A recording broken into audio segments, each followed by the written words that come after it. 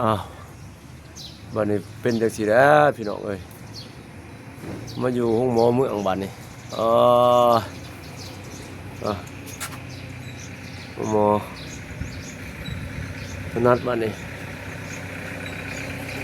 เอา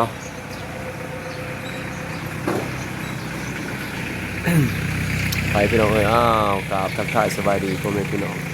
ที่น่าฮักเบิดสุขุสุขบ่ว่าอยู่ไกลอยู่ไกลอยู่ภายในและก็ต่างประเทศยินดีต้อนรับเข้าสู่สองวาวผู้วงแนลคือเก่าพี่น้องเอ้ยบ่ฟังแต่เสียงปากพี่น้องเอ้ยโอ้ยเสียงปากเลยถนัดเป็นไข่3 มื้อ4 มื้อพี่น้องเอ้ยโอ้ยไข่เบิดลูกชายก็ไข่ลูกสาวก็ไข่แล้วก็ครอบครัวไข่กันทั้งครอบครัวพี่น้องเอ้ยเจ็บเป็นเอ็นอุ่นอากาศเปลี่ยนแปลงโอ้โรคภัยไข้เจ็บมากกับอากาศเขาเองก็ไปกวดได้หมองได้บอลนะไปทั้งห้องหมอเวียดห้องหมอคลินิกก็ไปห้องหมอเมืองก็มาวันนี้เขาเองก็บ่เลยไปห่วมห่วมงานพี่น้องเอ้ยก็ทีมงานเบาเตียงทองแล้วก็ทีมงานสายบุญดาวไต้มื้อนี้เพิ่นสิมีการกระชับมิตรกีฬาบ้านเตะระหว่างทีมยูทูบเบอร์สายบุญดาวไต้กับทีมเอกลักษณ์เผากระตู่บ่เบาเองก็บ่สบายมาห้องหมอพี่น้องเอ้ยแล้วก็ทั้งอันนั้นก็มากันมาห้องหมอแหละบ่ได้ไปห่วม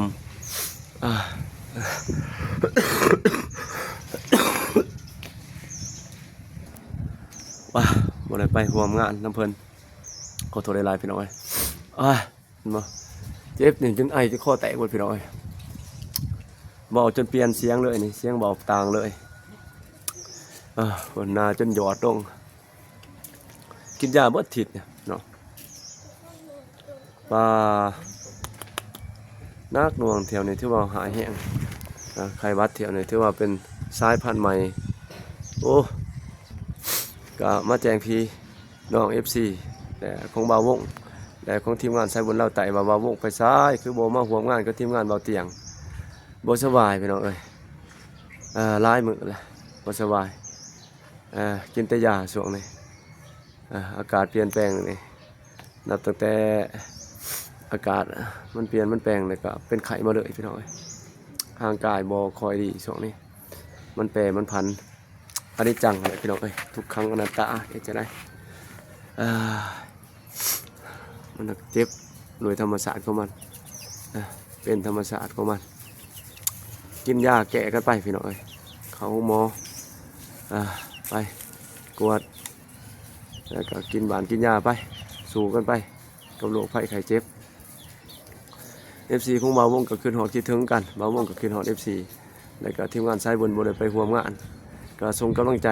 ให้กันคือเก่าพี่น้องเอ้ยนับแต่บ่าวเตียง บ่าวเตียงไปเมืองกระลึมเพิ่นก็ไปแจกเครื่องแจกของบ่าวเองก็บ่ได้ไปนำก็ค่าภารกิจแล้วก็มาไข่ซ้ำต่อเนื่องเนาะก็เลยบ่ได้ไปดินไปหากันบ่ได้ไปเพิ่นก็มาฮอดจอดถึงโดยความปลอดภัยเนาะเดินทางโดยความสวัสดิภาพตั้งแต่มือไปจนหนมือกลับก็มีเหตุการณ์คัดของเล็กๆน้อยคือพี่น้องเห็นในคลิปนั่นแหละที่มาเตียงทองรถเพิ่นก็เกือบเนาะถือว่ายังสูงดีเกือบตกลงเหวบ่เกือบตกลงสันผุบ่ก็ว่าเส้นทางมันก็ยากหลายพี่น้องเอ้ยเป็นกำลังใจให้กันเพิ่นก็ถือว่าปลอดภัยเดินทางกับเมืองตะแตงความสวัสดิภาพทีมงานสายบุญดาวไต่ก็ส่งกำลังใจให้กันและ FC คือกันคือเราคิดถึงกันก็แซดมาให้กำลังใจคอมเมนต์กันเป็นกำลังใจให้กันพี่น้องเอ้ยมันก็ของแนวนี้ เพิ่นก็ไปตามถือว่าเพิ่นก็ไปช่วยต้านภัยหนาวให้กับพี่น้องทั้งเมืองหลักจึงทั้งเมืองกระลึมเนาะถือว่าก็ใกล้สมควรพี่น้องไอ้ทางก็ค่อนข้างลำบากเพิ่นก็ไปหอจอดถึงเลยก็ไปแจกเครื่องแจกของหลักๆก็เป็นเครื่องกันหนาวพี่น้องเอ้ยผ้าห่มพรมแพร่ให้กับพ่อแม่พี่น้อง ในเขตทางใกล้โศกดีแต่ก็ตกระกำลำบากในช่วงอากาศหนาวนี่ก็ต้านภัยหนาวไปน้ำกันพี่น้องเลยผ่านภัยหนาวไปบ่เองก็อนุโมทนาสาธุนำเพิ่นบ่ได้ไปย้อนมีภารกิจส่วนตัวแน่แล้วก็มีว่าไข่แน่พี่น้องเอ้ยเลยก็เลย ขอบทั้งเบาเจ็บแล้วเบาเจ็บก็มาหามือบ้านบ่เจ็บว่าให้ไป ส่วนกันไปซ้อมบ้านน้อยนึงว่าซั่นก่อนสิลงสนามตัวจริงครับเบาก็ขอเพิ่นมาบ่สบายป่วยพี่น้องเอ้ยเสียงปากกับโอ้ยพี่น้องเอ้ยจนบ่เป็นเสียงผู้มันคอจนแตกหมดพี่น้องไข้หวัดตัวนี้หุ่นแห้งพี่น้องเอ้ยไข้อยู่ตลอดโอ้ยก็เลยได้ขอเพิ่นว่าไปนำบ่ได้เด้อบ่เจ็บเอ้ยป่วยแล้วว่าซั่นขอป่วยบ่ได้ไปหาบ่เจ็บเบาเตียงทองขอโทษขออภัยนำในใดที่บ่ได้ไปร่วมงานนำเพิ่นมันก็มีหลายคนอยู่ที่สิไปร่วมงานกีฬาเนาะเพิ่นก็สิเตะไปฟุตซอลพี่น้องเอ้ยมี5คน6คน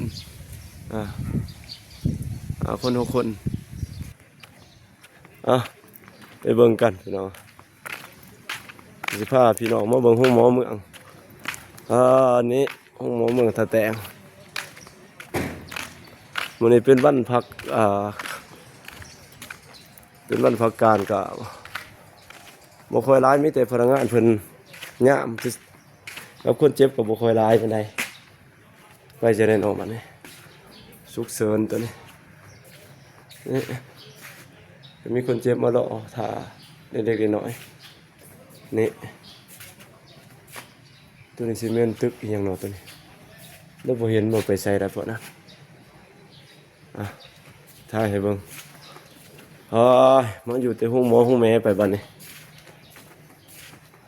เป็นทาสีใหม่ได้นี่เนาะดำปิ๊กเลยประตูเพิ่นยังมีสีอยู่คิ้วสีเลยบ่เห็นพนักงานเพิ่นค่อนข้างเงียบมันคือวันจันทร์วันขานพี่น้องวันการในวันเสาร์วันอาทิตย์ก็ค่อนข้างเงียบแน่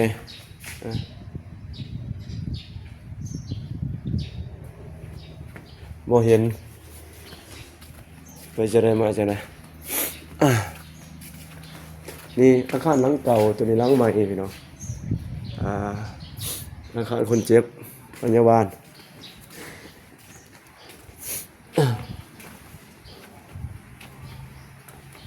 ไปสิพาพี่พาน้องยางหอมห้องหมอโหนเห็นอยู่พุ่นดะ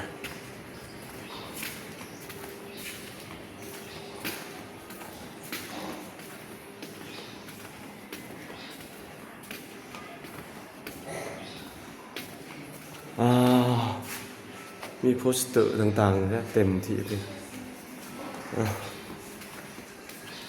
มากวดลูกชายไม่จะได้แหละกวดแล้วบอกไปผมว่ากันไข่บดทิมเดี๋ยวสิไปอันนั้นเด้อหน้าเด้อ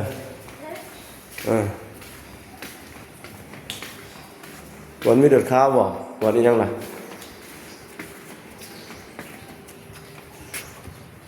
เสร็จแล้วเกิดก็บ่ใส่ละมั้งนะ